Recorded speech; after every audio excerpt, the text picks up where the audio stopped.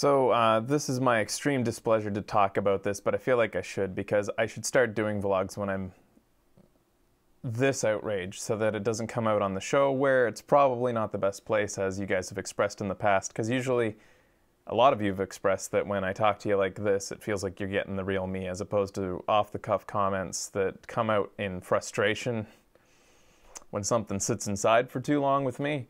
Logan Paul, who I didn't know by name until today because of today's controversy, which I will explain. But it's a face that I recognize and I know because of his extreme popularity, which is why I'm talking about this today. If this was a smaller channel, it could go by unnoticed, we could ignore it, and it would die and fizzle, and we wouldn't give a small channel the attention that it doesn't deserve for repugnant behavior, which this was.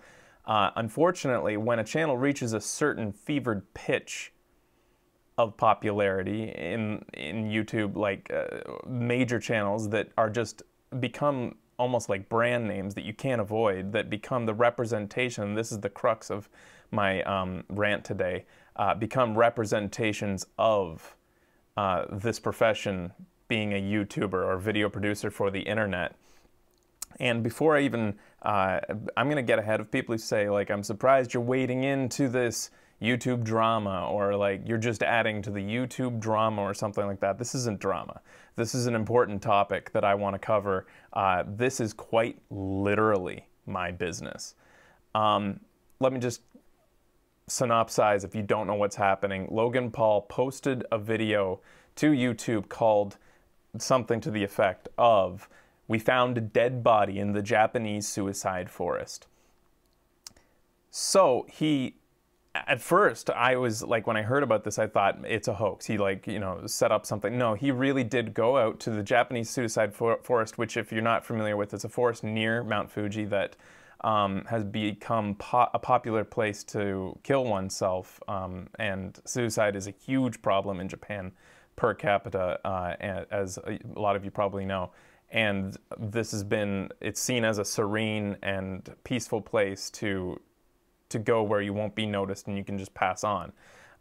He goes there because, as he says gleefully at the beginning of his video, we're gonna go check out this haunted forest today. He fully acknowledges that he knows that people go here to commit suicide, but he continues throughout the video to talk about how they're gonna spend a night in the forest and see some ghosts. So before he even gets to the fact that he discovers a suicide victim in the forest, he's already showing a callous, apathetic attitude towards the topic of suicide. Then he finds a dead body, and he after his initial shock fades into it. I couldn't even really see the shock, melts into what can only be described as excitement for the fact that he was able to find something so rare and so attention grabbing as this, as the title of his video later reflects. You can already see that he's like watching the views pile up in his eyes as he gets such a great opportunity to get attention upon himself and his channel. They then linger instead of immediately contacting. They have what I think is a Japanese person with them, escorting them, like as a tour. I'm not sure exactly what his role was, but he grabs his phone to call the police. They then linger there talking about it, talking to the camera, making jokes. They made jokes about it, not only there, but then for the rest of the duration of the video later on, even afterwards, presumably in Tokyo at night, as he wraps up his video, and then makes a call out to subscribe and like to his channel. He actually does that.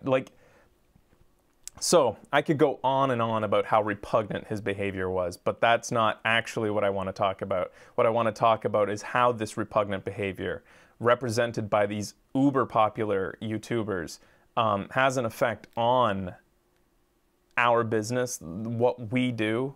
And this seems like, such a trivial thing to think about when at the same time I'm also shaken by the reemergence of this topic of suicide and how people regard it. Anybody who's played online games, the way that people say kill yourself with such fucking, oh God, I'm just so fucking pissed off. Anyways, when I describe to somebody what I do, I say to them, I'm a YouTuber. It's the easiest thing to say. Instead of saying I'm a video producer, instead of saying that I make videos on the internet, or that I've grown a community, and like YouTube isn't even the majority of my income. It's not even the crux of everything that I do, even though that is what started it all. It's just easier to say YouTuber.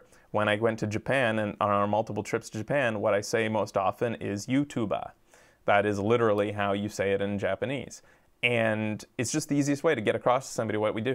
But now, not just now, we've already seen this controversy with PewDiePie, his controversy is just such a fucking tiny thing compared to this. Their representation, the most popular YouTubers out there who get the most attention, because even if you take there's so many great video producers out there, and even if you combine all of them and they outweigh how many views these fuckers get, the fact is the media always gloms onto controversy, and not only is he creating, prevailing this attitude towards YouTubers as being obnoxious shitheels that go around just like with a disregard, everything from the prank. This is the least eloquent I've ever been because I'm so angry. Usually anger really makes the words flow for me, but it just prevails this attitude that YouTubers are shitty. And that even worse, my new soon-to-be home country, that Westerners are shitty. The Japanese TV media are definitely going to attach themselves to this and are going to cover this. And I'm not going to say I'm a YouTuber anymore when I'm in Japan. I'm not going to say it in the West anymore. I'm going to go back to saying I'm a video producer. I don't care that it's easier to say YouTuber. It comes with such like, it feels like a dirty word to say because of this. And the reason I'm saying that also is because YouTube is kind of culpable in this. If we'll see what YouTube does, but they've shown such a hypocrisy with some of their brightest shining stars and how they treat them as opposed to the rest of the masses who are automatically demonetized because of the actions of a few at the top and because of some brand deals falling through. I don't even know where I am. What have I covered? I'm just so angry, and I just wanted to get it out now so that I don't bring it up later on the show and maybe get across the reason that I get so upset. I'm not jealous of their fucking views. I'm not jealous of PewDiePie or Paul Logan.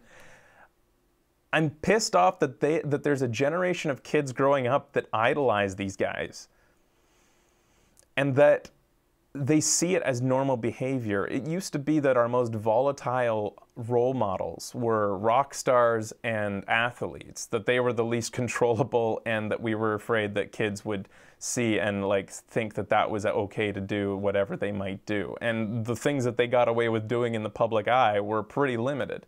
Nowadays, you have people who not only are they being shitty fucking people, but there is no filter. There's no network that's saying we got to reel this guy in. There's no NBA saying, you know, we got to make sure that he follows a certain decorum that represents the league or something like that. These guys can just be shitty people as they were apparently brought up to be. And then kids see it and they think this is real life. They think that this represents, maybe it is real life. Maybe that's why I'm so upset. Maybe that's what makes me so, like, makes my voice quiver right now. No, I'm not going to go with like that. The worst part is this starts a new year where everybody was really wanting a change of pace. And I don't believe that. People are good. Our community is amazing.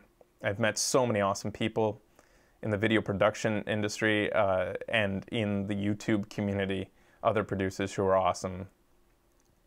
It's just really annoying that these louder voices get so much attention and that they will end up controlling the dialogue for so long. And the worst part is that egomaniacs like this, guys that are so self-involved to take a tragedy of someone's suicide and make it about them,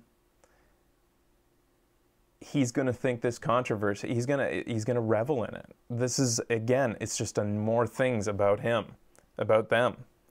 The world's eyes on them. And some people on the internet said, like, you know, just ignore it so it goes by. Like I said at the beginning of this video, sometimes things like people that become so popular, you can't just ignore it. You can't just say, like, just don't pay any attention. There's a fucking president who's tantamount, like, about 10 times worse than the subject of today. I'm sorry to get political, but no, he's a fucking shitheel. You can't ignore certain things when they get so big that they represent an entire denomination of people, which, like I said, he just happens to represent my particular denomination.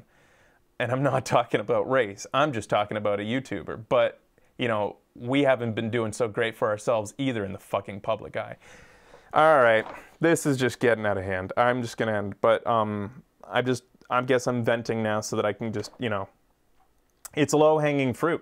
Again, like I want to get ahead of that as well. You could easily consider this as low-hanging fruit, and this is the topic of the day. But as you've seen from my track record, I usually avoid just jumping on because there's a controversy. I don't give a fuck about views for this or whatever. I just want to post it to you guys so that you get this is catharsis. It's for me. It's so that I won't rant later when it doesn't belong. Thanks for watching, and all right.